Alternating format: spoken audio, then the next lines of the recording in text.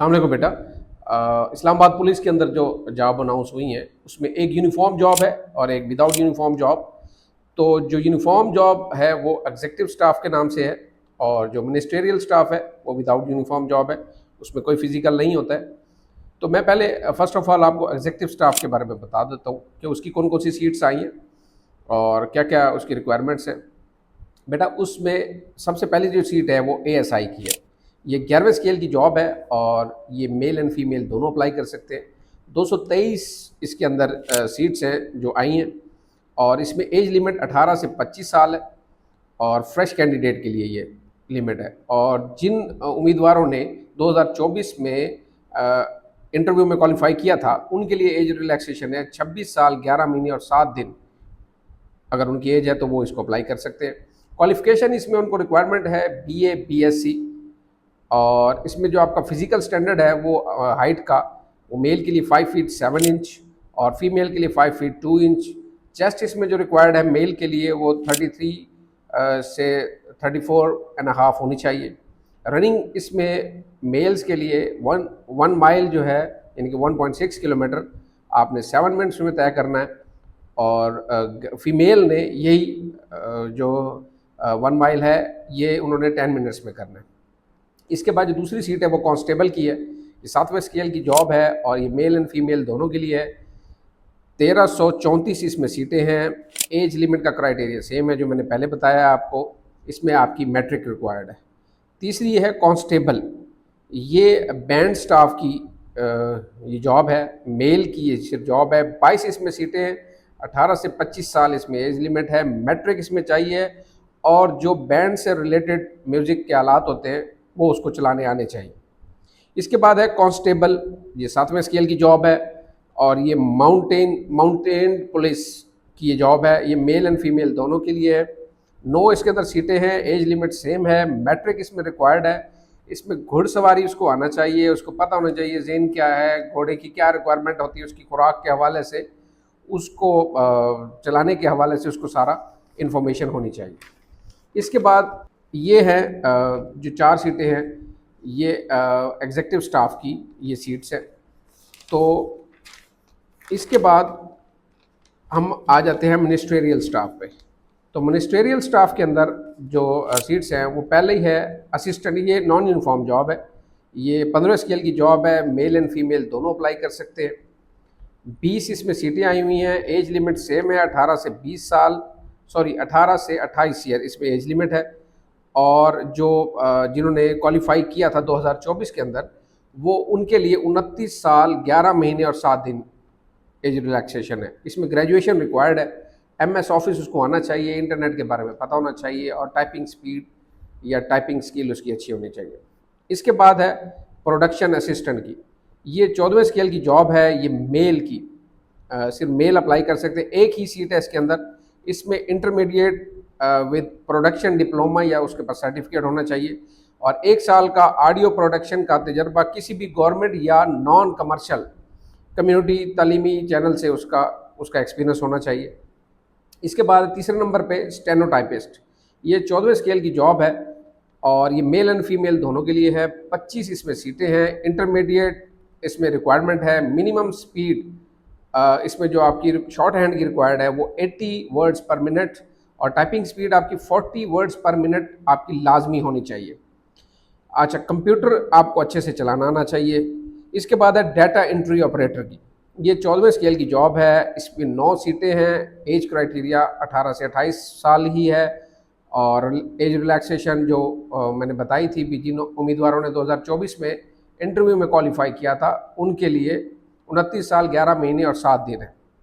इसमें second class और grade C bachelor degree with आपकी कंप्यूटर साइंस, फिजिक्स, मैथमेटिक्स या स्टैटिस्टिक्स आपकी किसी भी रिकॉग्नाइज्ड जो है ना एचईसी रिकॉग्नाइज्ड जो यूनिवर्सिटी है उससे आपका ये होना चाहिए। इसके बाद जो है वो यूडीसी है। वो 13वें स्केल की जॉब है और ये मेल एंड फीमेल दोनों के लिए है। 28 इसके अंदर सीटें हैं, और इसमें इंटरमीडिएट रिक्वायर्ड है। एमएस ऑफिस आपको आना चाहिए। इंटरनेट के बारे में आपको अच्छी मालूमात होनी चाहिए, और टाइपिंग स्किल आपकी बेहतर होनी चाहिए। उसके बाद है एलडीसी। ये 11वें स्केल की जॉब है। ये मेल एंड फीमेल दोनों के लिए है। इसमें 41 सीट्स हैं। और इसमें मैट्रिक रिक्वायर्ड है। मिनिमम टाइपिंग स्पीड आपकी 30 वर्ड्स पर मिनट होनी चाहिए और कंप्यूटर आपको अच्छे से चलाना आना चाहिए। अच्छा, अभी आपको इसमें डॉक्यूमेंट्स क्या रिक्वायर्ड हैं वो मैं आपको बता देता हूँ। इसमें अप्लाई के लिए आप वेबसाइट इनकी है www.npftas.pk या www.islamabadpolice.gov.pk। इन दोनों वेबसाइट पे जाके आप अपना ऑनलाइन अप्लाई कर सकते हैं, और या अगर आपसे अप्लाई नहीं होता तो आप हमसे भी रब्ता कर सकते हैं। इसके बाद डॉक्यूमेंट्स में पहले आपको बता देता हूँ। इसमें आपको CNIC आपकी होनी चाहिए, एकेडमिक सर्टिफिकेट्स आपके सारे आपके पास होने चाहिए, डोमिसाइल आपका बना होना चाहिए, और 2 पासपोर्ट साइज़ फ़ोटोग्राफ होने चाहिए जो ब्लू बैकग्राउंड जिसका हो। और जो नॉन मुस्लिम हैं उनको एक एफिडेविट काउंटर साइन के साथ चाहिए होता है DCO से। वो DCO साहब से काउंटर साइन करवा के वो भी उनको सबमिट कराना होता है नॉन मुस्लिम्स के लिए। अच्छा, इसके बाद इस जॉब के लिए फ़ी चालान जो है उन्होंने 2000 रखा है। वो फ़ी चालान आप एप्लीकेशन के साथ सबमिट करते हैं, और जितनी पोस्ट पे आप अप्लाई करेंगे उतने ही दफ़ा आपको 2000 का चालान भरना पड़ेगा। और ये आप वन लिंक से, वन बिल से, सर्विस से, किसी भी बैंक से, ATM से, इंटरनेट बैंकिंग से, जैज़ कैश से या यू पैसा से, इजी पैसा से आप ये जो इनका 24 डिजिट का जो PSI भी जनरेट होगा जब आप इसको अप्लाई करेंगे, तो ये आपने पे करना लाजमी है। ये उनकी रिक्वायरमेंट है। इसके बाद आप एक से ज़्यादा पोस्ट के लिए करते हैं तो आपको डेफिनेटली उतने ही, अगर आप 3 पोस्ट में करते हैं तो आपको 6000, 2-2000 के 3 चालान भरने पड़ेंगे। एक से ज़्यादा किसी भी यूनिफॉर्म जॉब के लिए आप अप्लाई करते हैं तो रनिंग आपकी सिर्फ 1 टाइम होगी। ये नहीं कि आपने 3 पोस्ट पे किया तो 3 दफ़ा आप रनिंग पे जाएंगे, ऐसा नहीं है। एक दफ़ा ही आपकी रनिंग, सिर्फ रनिंग है, ना इसमें पुशअप्स हैं ना सिटअप्स हैं। और ये अप्लाई जो है सिर्फ ऑनलाइन होगा, और किसी हार्ड फॉर्म में आप इसको बजरिए पोस्ट या वो नहीं कर सकते, सिर्फ ऑनलाइन ही अप्लाई होगा। और इसमें उनकी शर्त है भी आपने दुरुस्त कवायफ इसके अंदर डाल लें। अगर किसी कैंडिडेट पर कोई FIR होगी तो उसको रिजेक्ट कर दिया जाएगा। गवर्नमेंट एम्प्लॉइज़ जो हैं इसमें वो अपने एलिजिबिलिटी क्राइटेरिया से इसको मीट करेंगे, यानी कि वो वहाँ से अपना NOC लेंगे तो फिर वो अप्लाई कर सकेंगे। इसके बाद वो उम्मीदवार जिनके वालदैन, अगर किसी के वालदैन इस्लामाबाद पुलिस में जॉब कर रहे हैं या रिटायर्ड हो गए हैं या डिसीव्ड हैं, तो वो अपना FRC या पेंशन बुक जो होती है उनकी, या रिटायरमेंट ऑर्डर इंटरव्यू के टाइम पे उनको वो शो करना पड़ेगा। और इसके अलावा अगर किसी उम्मीदवार के डॉक्यूमेंट्स फेक हुए या इस पर कोई FIR हुई तो उसको फौरी तौर पर निकाल दिया जाएगा और उस पर कानूनी कार्रवाई भी इदारा करेगा। इम्तिहानी सेंटर की जो डिटेल एप्लीकेशन पोर्टल पर दे दी गई है, उम्मीदवार इसमें से 2 सेंटर सेलेक्ट कर सकते हैं अपनी मर्ज़ी से, तो उनमें से किसी एक में वो जाके अपना टेस्ट कंडक्ट करेंगे।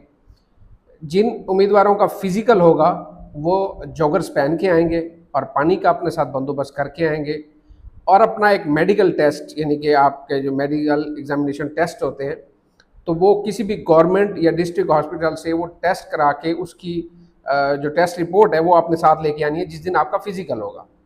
जो उम्मीदवार फ़िज़िकल और रिटन टेस्ट क्लियर कर लेंगे वो ही इंटरव्यू के लिए आगे क्वालिफाई करेंगे। अगर किसी एक स्टेप पे, अगर पहले स्टेप पे वो रह जाता है, अगर आप पहले स्टेप पे रह जाते हैं तो आप दूसरे स्टेप में नहीं जा सकते।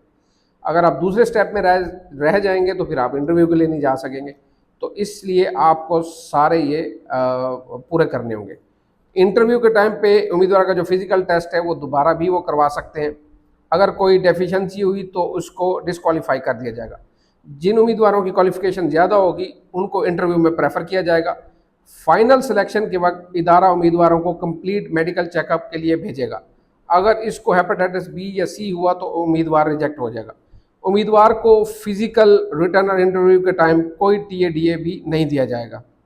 उम्मीदवार को पोर्टल के ज़रिए ही, SMS के ज़रिए या ईमेल के ज़रिए ही इतला दी जाएगी उसके फिज़िकल, रिटर्न या इंटरव्यू की, तो वो गाहे बगाहे अपना पोर्टल चेक करता रहे।